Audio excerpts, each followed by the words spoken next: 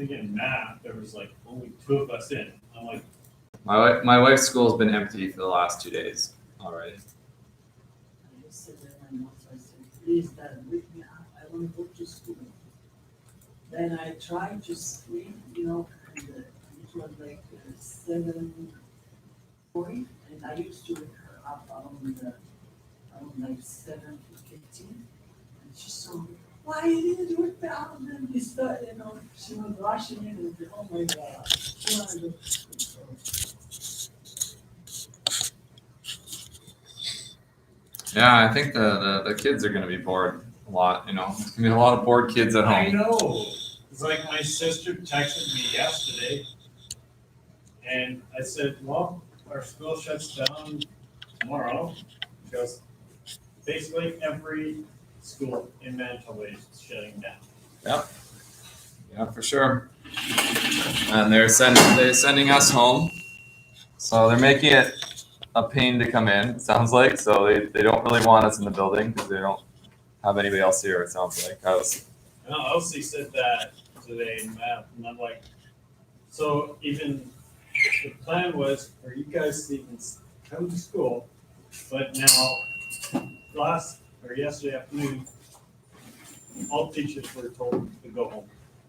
I mean, they made it an option. They said it's an option, but it sounds like it's an option that everyone is going to take in. So at the point where everybody is taking the option, it becomes when I mentioned, I was interested in like I have the 3D printer going now. I wanted to kind of come in and visit it. And they're like, well, you'll have to make all these arrangements. Like, okay, well, maybe I'll just take it. Okay, so we are in acids and bases, and we're gonna keep going. And we are at the point where we're measuring pH.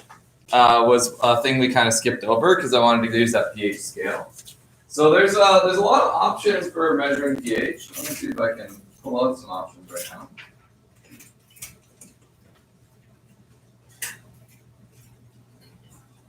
So I have.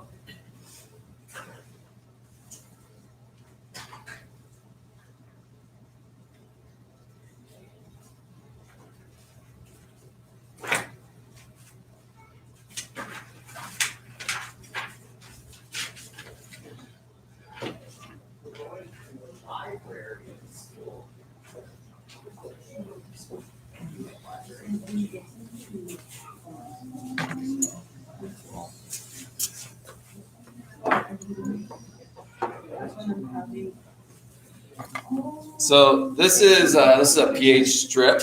If you ever worked at a pool, you might have had this stuff.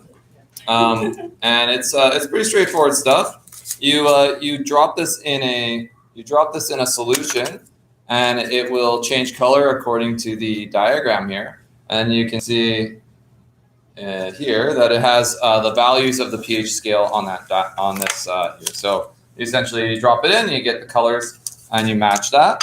So that's an option. You might also have a pH. There's a pH probe. They're little electric probes that you can get, and you can drop them in solution. Lots of pools will have them as well. Or pools is a place where we care about pH because it's getting in your eyes. And when the pH is off, you really feel it in your eyes. If you go into a pool and it feels like it's burning a lot, it's usually the pH that's the problem. Some people are sensitive to the dissolved salts and stuff, but it's mostly the pH that usually causes that. I used to work on it. We every day we check pH. Yeah, when I worked at the outdoor pools, we checked it every hour, and yeah. Sometimes we add chlorine. Yeah, we would just add this like buckets of chlorine and stuff, and that. So this is called an indicator. This one is called universal indicator, and it's actually a mixture of several compounds. And these compounds are pH sensitive, and so they change color with different amounts of acid. Which one is more accurate? Which one more? Which one would be more accurate? More accurate? Well, there's some different. We have different sort of uses. I like a good indicator because you can do some pretty good stuff with an indicator where Indicators are useful in the lab, I find. Let's just say that. So like in a lab where you're doing an experiment and you don't really have, you don't have a good way of setting up a device to like insert. The electric devices should be more accurate, but they're usually not quick. They're not quick enough, and they're sensitive to setting up. So, for example, I can. This is hydrochloric acid, so the pH for that should be high or low.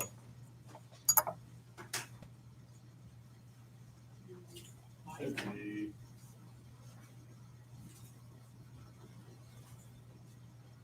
Go further down, it becomes higher. So we should be getting low pH for this one. So if I drop a little drop here, you can see that red color. So this will actually follow pretty much the same scale as this one here. So yeah, you guys can come close because you came to the actual class. So here we can see the sort of pH scale. So this is probably getting close to 1 or 0 or 1. It's essentially that. So I'm just going to put a little bit in all of these, and you'll see how it changes. See if we can get a real rainbow going. Okay, so I added 5 drops here, and I'm going to put 1 drop of sodium hydroxide. I'll let that mix. Now I've added 4 drops to the next one, so we should try to get 2 drops going. 1, 2. I have no idea if these concentrations are nice.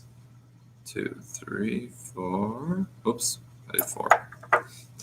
Okay, 1, 2, 3. Let's try something like that. Now the problem is, if you don't stir things, they stay pretty much the same. They stay in the same spot. Get up next. So let me just get. But it's crazy how you have to stir it to mix it. There you are. This and they're all like this one here. That Is was it just sitting, yeah. Not even mixing.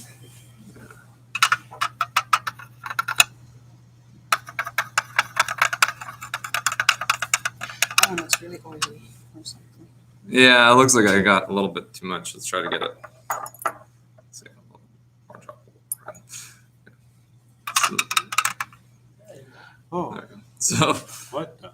yeah, so with an acid, if you add acid to a solution and then you add base to it, you can get the pH to kind of go up and down. So when I add too much base, that's why there's caps on them.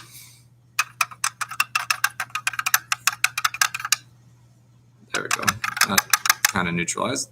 Okay, so now you can see that I did bring the pH up a little bit. So I jumped a little bit from red here, where at 0. I'm up until sort of 1 or 2. I'm going to try to get that a little bit better balanced next one. So let's see.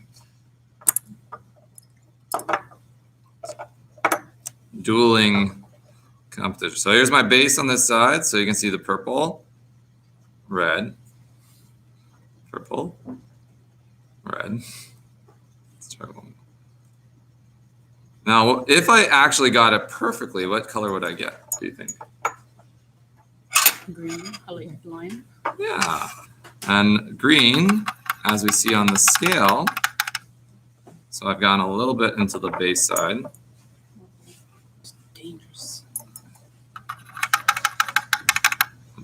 Now these are both very strong bases, so I probably can't even get a very good neutralization going.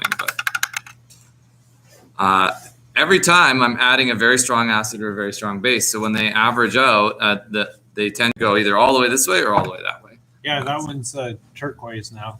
Yeah, so it looks like we might be in the turquoise, so it might be around 11. Yeah. We can see that the pure base is quite dark. It should be about 13 or so. So that's this color over here. So that's that 13 there. We can also use the paper if we like. So I can take a drop of this stuff on paper, and I can just test my. So there's my base. So you can see that the color range is the same. Yeah, and then here's my acid.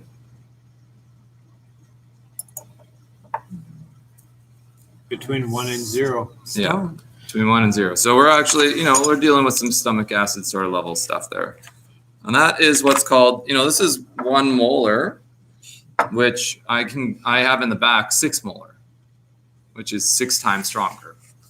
So pH pH works on a little bit of a different scale where every increment on the pH scale is a 10 times increase. So this is also why it's very difficult to balance them. I can't quite get them to neutralize. Seems to be a little bit of neutral on the side there.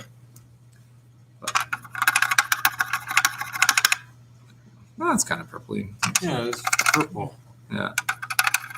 Now, there we go. Oh, there we go. That was a big change. There was just enough on the end of this of the stick that I neutralized it when I mixed it. Which she turned into between 8 and 7. Yeah. Now another fun thing to do is to grab some water, and you can see why you might want to. I'll show you why you might want to balance. Why you might want to clean up your acids and bases with water, not with